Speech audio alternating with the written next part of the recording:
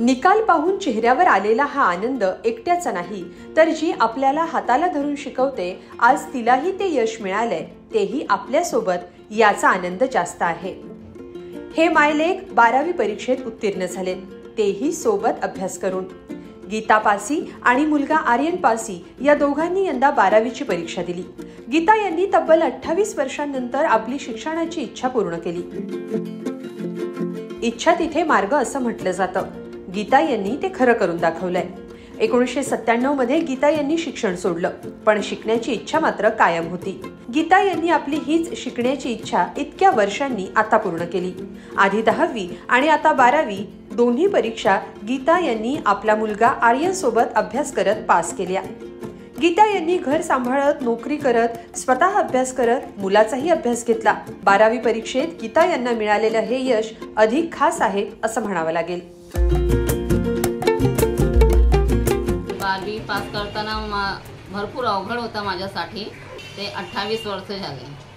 मला 97 मध्ये 10वी दिली होती। त्याच्यानंतर 2022ला मी 10वी परत दिली, कारण मी 3 सब्जेक्टमध्ये नापास झाली होती। तर मुलासोबत 10वी दिली। आता 2024ला मी 12वी दिली आणि त्या 12वीचा ते अभ्यास करताना मला भरपूर अडचणी आले, कारण ऑफिस पण सांभाळायचा होता, घर पण सांभाळायचं होतं, मुलाचा अभ्यास पण घ्यायचा होता।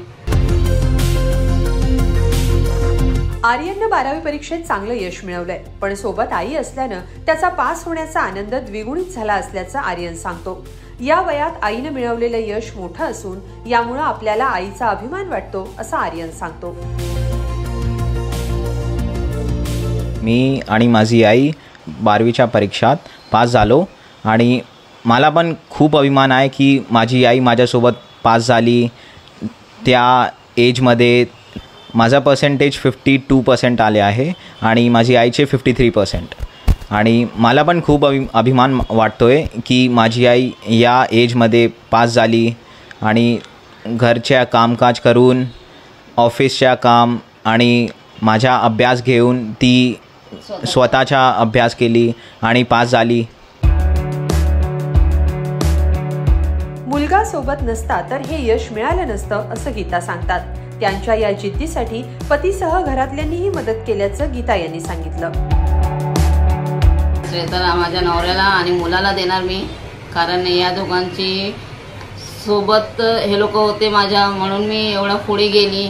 एवढ्या वर्षांनी मी 10वी आणि 12वी पास केली। यांच्या सोबत नसला असता तर मी काय करू शकले नसते, म्हणून त्यांचा तर थँक्यू बोलायलाच लागेल, कारण भरपूर सपोर्ट भेटलाय घरातला। आणि आज मी या मुकामामध्ये आले आहे की मी पुढे आणखी अभ्यास पण करू शकते, आणखी चांगला जॉब पण करू शकते। गीता यांना उत्तम पत्रकार होऊन समाजासाठी काम करायचंय, तर आर्यनला डॉक्टर बनायची इच्छा आहे। आई आणि मुलानं सोबत अभ्यास करून यश मिळवल्यानं सगळीकडेच त्या मायलेकाचं कौतुक होतंय। सगळीकडेच या मायलेकाचं कौतुक होतंय।